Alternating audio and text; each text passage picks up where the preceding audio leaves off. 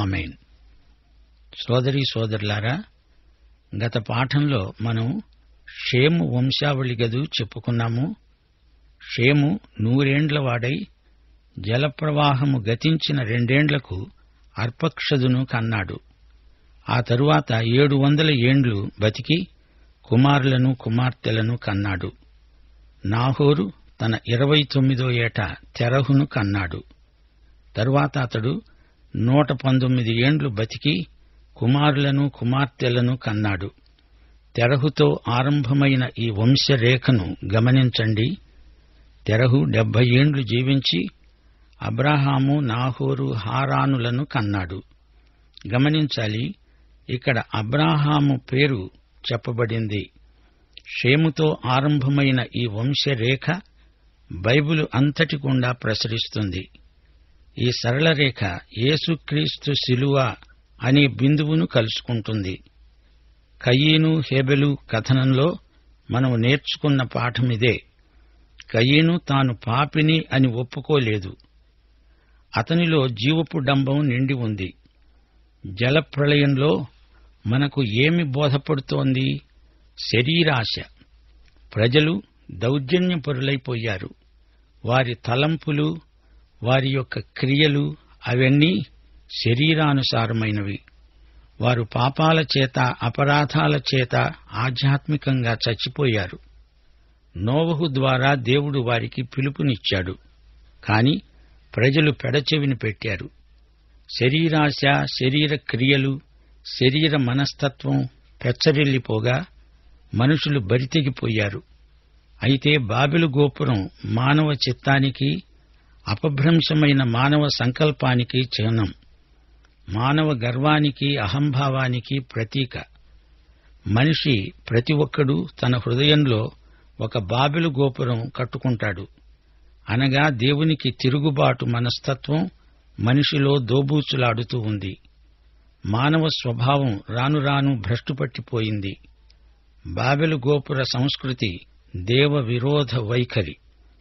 ఆదికాండం 11వ అధ్యాయం 27 నుండి 31 వచనాలలోని వంశానుక్రమణికను జాగ్రత్తగా వినండి. తెరహు అబ్రామును, నాహోరును, హారానును కన్నాడు. హారాను లోతును కన్నాడు. హారాను తాను పుట్టిన కల్దీయుల ఊరు అనే పట్టణంలో తన తండ్రి అయిన తెరహు కంటే ముందుగా మృతి చెందాడు. అబ్రాహాము, నాహోరు పెండ్లిళ్లు చేసుకున్నారు. అబ్రాము భార్య పేరు శారై, నాహోరు భార్య పేరు మిల్కా. ఆమె మిల్కాకు, ఇస్కాకు తండ్రి అయిన హారాను కుమార్తె. శారై గొడ్రాలు, ఆమెకు సంతానం లేదు.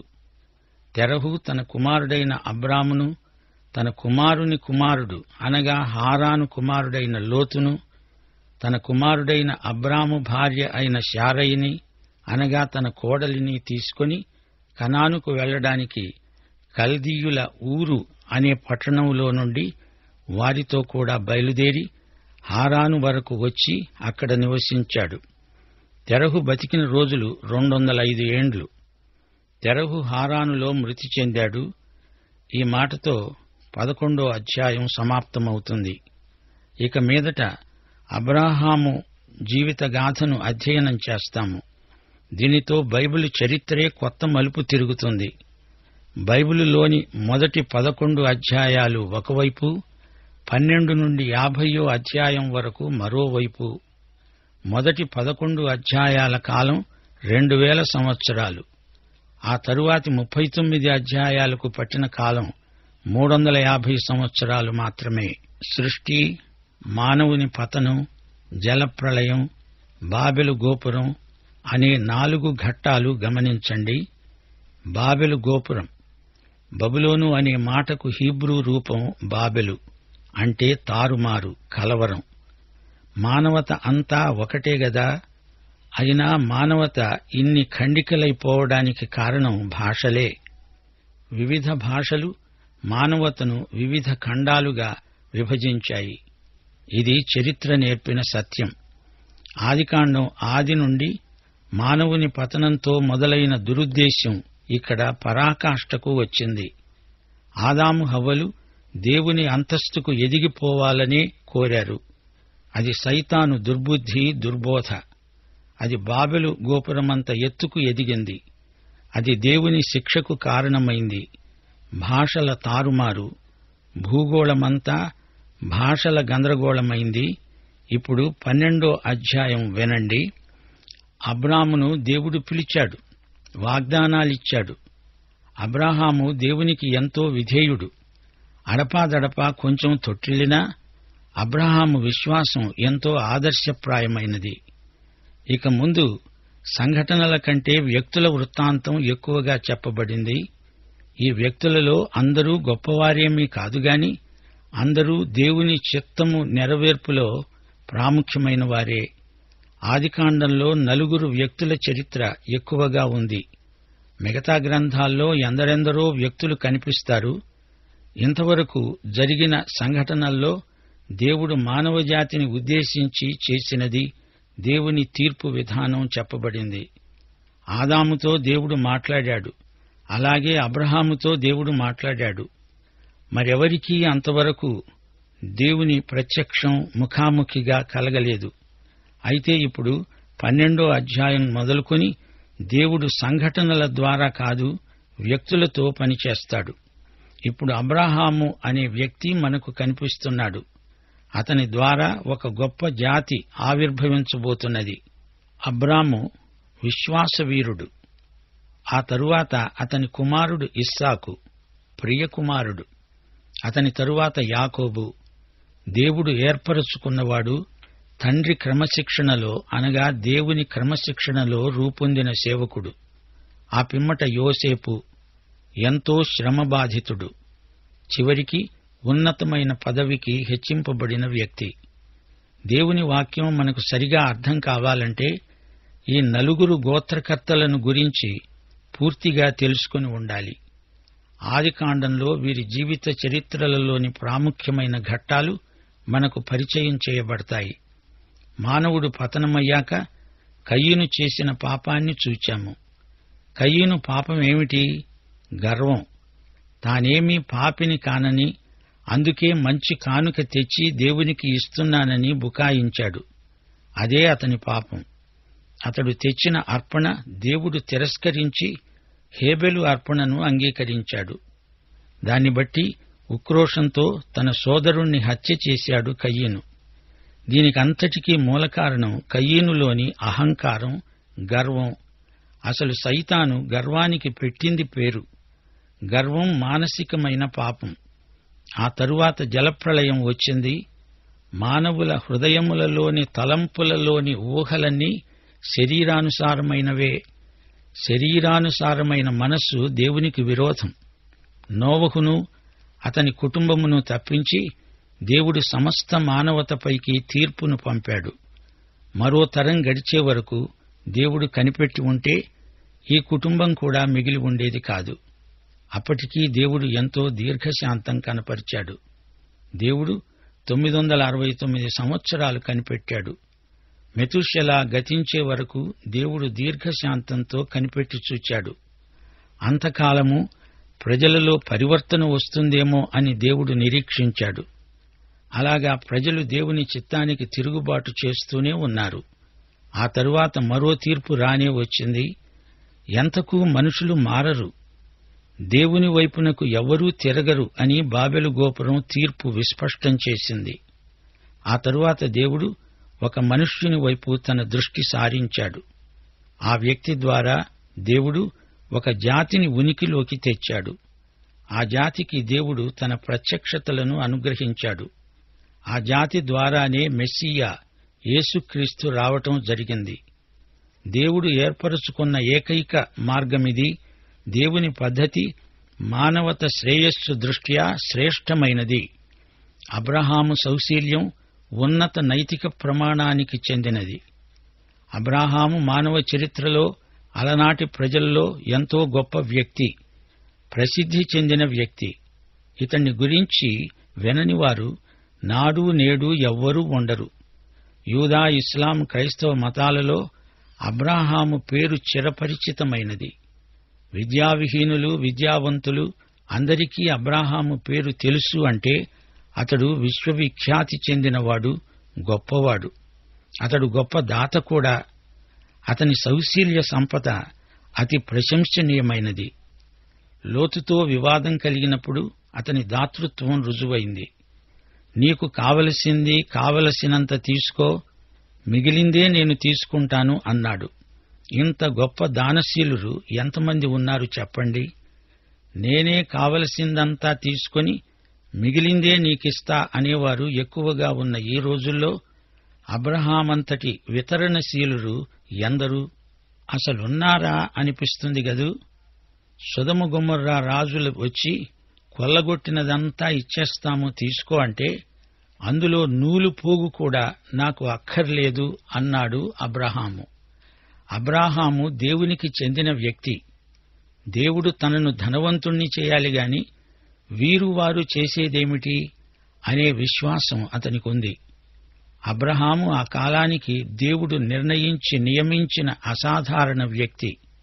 అప్పటికి అతడు దేవుని ఏకైక సాధనం. అతడు మనోవాక్కాయ క్రియల చేత దేవుని మనిషి. విశ్వాసమంటే ఏమిటో నేర్పడానికి అబ్రహాము జీవితాన్ని మన ముందుంచాడు దేవుడు. అతని గొప్పదనాన్ని ఒక్క మాటలో చెప్పవచ్చు. అబ్రహాము దేవుణ్ణి నమ్మాడు. రోమాపత్రిక 4:3 అబ్రహాము సౌశీల్యాన్ని క్లుప్తంగా చెప్పేస్తుంది.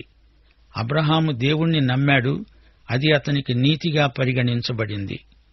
దేవుడు అబ్రహాముకు 7 సార్లు ప్రత్యక్షమయ్యాడు. ప్రతిసారీ అబ్రహాము విశ్వాసం వృద్ధి అవుతూ వచ్చింది. అబ్రహాము పరిపూర్ణుడు అనుకోకండి. దేవుడు అబ్రహాముకు 4 సార్లు పరీక్షలు పెట్టాడు. ప్రతిసారీ అబ్రహాము కొంచెంలో తప్పిపోతూ వచ్చాడు. పడిపోయినా లేచి దులుపుకొని సీమోను పేతురులాగా మళ్లీ విశ్వాస పథంలో అధికతరమైన ఉత్సాహంతో పయనించాడు. దేవుడు కూడా నీ హృదయాన్ని ఈ క్షణంలో స్పృశిస్తే, నీ జీవితానికి ఆయన స్పర్శ ప్రాప్తిస్తే నీవు విశ్వాస పంథాలో పయనించగలవు. కాలుజారి పడినా తిరిగి లేస్తావు, చక్కగా నడుస్తావు. విశ్వాసము చేత నీతిమంతుడవని దేవుని చేత అనిపించుకుంటావు. ఈ వాస్తవాన్ని అబ్రహాము జీవితంలో అడుగడుగునా మనం చూడగలం. దేవుడు అబ్రహాముకు ఇచ్చిన వాగ్దానం 3 విధాలా ముఖ్యమైంది. యెహోవా అబ్రాముతో అన్నాడు, నీవు లేచి నీ దేశము నుండి, నీ బంధువుల వద్ద నుండి, నీ తండ్రి ఇంటి నుండి బయలుదేరి నేను నీకు చూపించే దేశానికి వెళ్ళు. నిన్ను గొప్ప జనముగా చేసి నిన్ను ఆశీర్వదించి నీ నామమును గొప్ప చేస్తాను. నీవు ఆశీర్వాదమై ఉంటావు. నిన్ను ఆశీర్వదించే వారిని ఆశీర్వదిస్తాను, నిన్ను దూషించే వారిని శపిస్తాను. భూమి యొక్క సమస్త వంశములు నీ యందు ఆశీర్వదించబడతాయి. మొదటి వాగ్దానం భూమి. నేను నీకు చూపించే దేశం భూమి, అక్కడికి నీవు వెళ్ళు. రెండో వాగ్దానం జాతి. నేను నిన్ను ఒక జాతిగా, జనముగా చేస్తాను, నిన్ను దీవిస్తాను, నీ పేరు గొప్పది అయ్యేట్లు చేస్తాను అన్నాడు దేవుడు. నిన్ను దీవించే వారికి దీవెన, నిన్ను శపించే వారికి శాపం. ఇక మూడో వాగ్దానం, నీ యందు సమస్త వంశములు ఆశీర్వదించబడతాయి. ఈ విధంగా త్రివిధమైన వాగ్దానాలు దేవుడు అబ్రాహాముకిచ్చాడు. ఈ ఆశీర్వాదాలన్నీ నెరవేరాయా? అవును. అబ్రహామును దేవుడు ఒక గొప్ప జాతిగా రూపొందించాడు. యూదజాతి గొప్ప జాతి. భూమిలోని సమస్త వంశములు ఆశీర్వదించబడతాయి అన్నాడు గదా. అంటే యేసుక్రీస్తు ద్వారా అబ్రహాము లోకములోని వంశాలన్నిటికీ ఆశీర్వాదమయ్యాడు. దేవుని వాక్యమంతా మనకు అబ్రహాము ద్వారానే వచ్చింది. అయితే మొదటి వాగ్దానం మాటేమిటి? ఈ భూమిని, ఈ దేశాన్ని మీకిస్తాను అన్నాడు కదా. ఈ వాగ్దానం ఇంకా నెరవేరలేదు. ఆ భూమిని, పాలస్తీనాను ఇంకా పూర్తిగా ఆక్రమించుకొని ఉండలేదు. ఇస్తానన్నాడు, ఇచ్చి తీరుతాడు. ఇది నిజం. త్వరలోనే అది జరగబోతోంది. తూర్పున యూఫ్రటీసు, ఉత్తరాన హిత్తీయ జాతి, దక్షిణాన ఈజిప్టు నది, ఈ ఎల్లల మధ్య భూభాగాన్ని దేవుడు తన ప్రజలకు వాగ్దానం చేశాడు. ఇది పూర్తిగా నెరవేరుతుంది. అయితే దేవుడు విధించిన నిబంధనల ప్రకారమే అది జరుగుతుంది.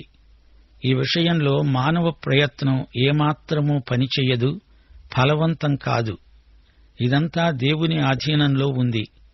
ఈ విషయమై ఎవరూ కంగారు పడనక్కర్లేదు. దేవుడు చేసిన ఈ 3 నిబంధనల దృష్ట్యా అబ్రాహాము ఏమి చేశాడు, ఎలా వ్యవహరించాడు? 12వ అధ్యాయం 1వ వచనంలో యెహోవా అబ్రాహాముతో మాట్లాడాడు. కల్దీయుల ఊరు అనే ప్రదేశంలో ఉండగా దేవుడు అబ్రాహామును పిలిచాడు. స్టెఫను తన ప్రసంగంలో ఈ విషయం ప్రస్తావిస్తూ అన్నాడు.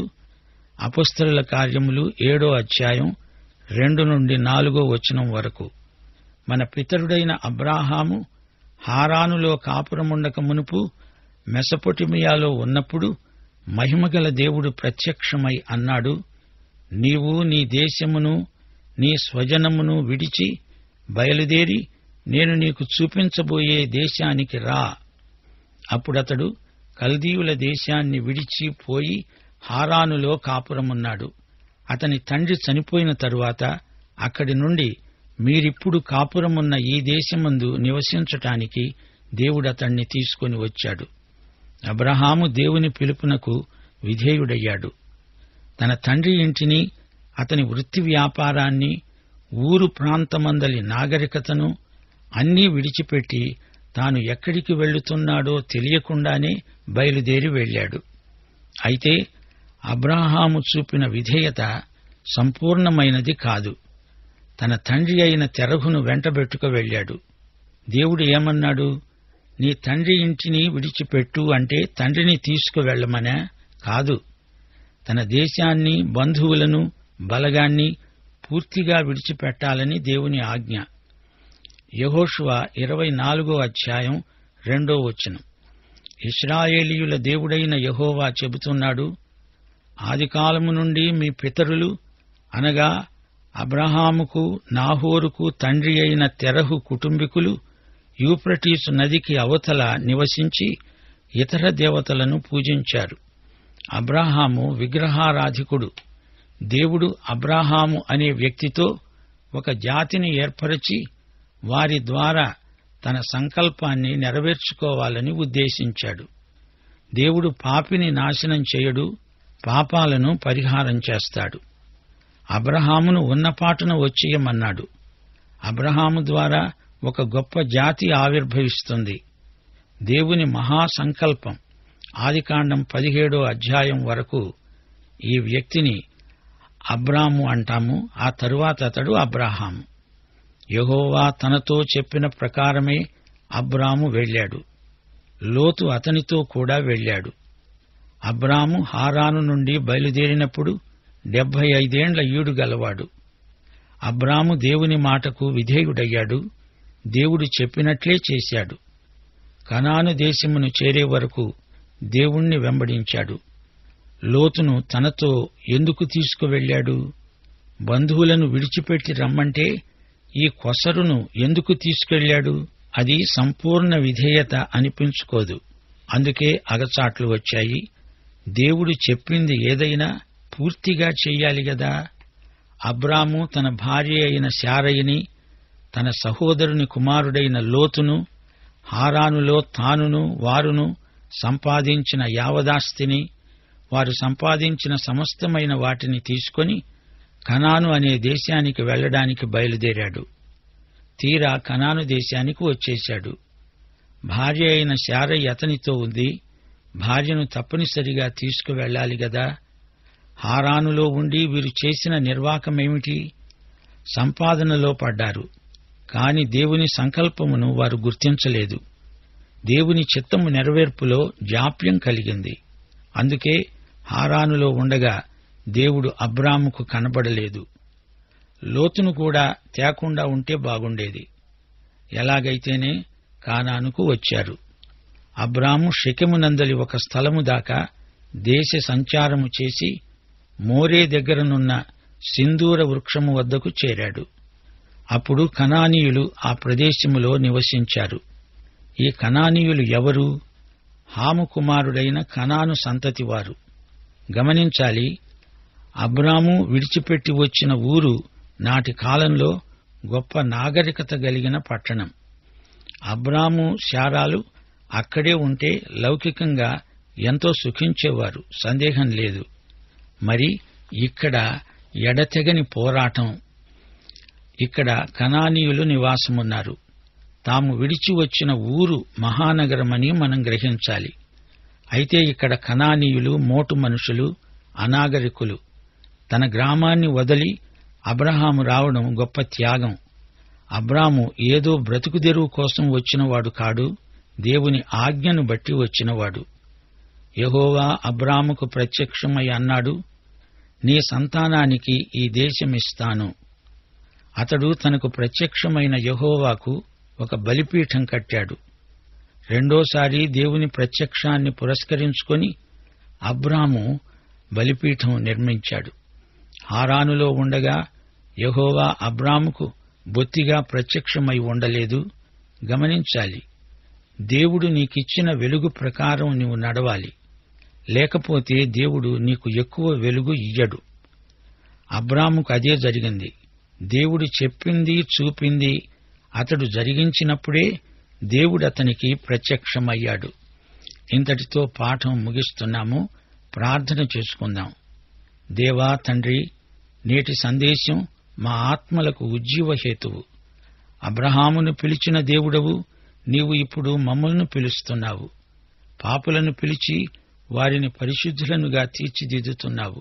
నీ వాగ్దానముపై నిలిచి నీతో నడిచి నీ కృపయందు కృతార్థులమగునట్లు మమ్మలను దీవించుమని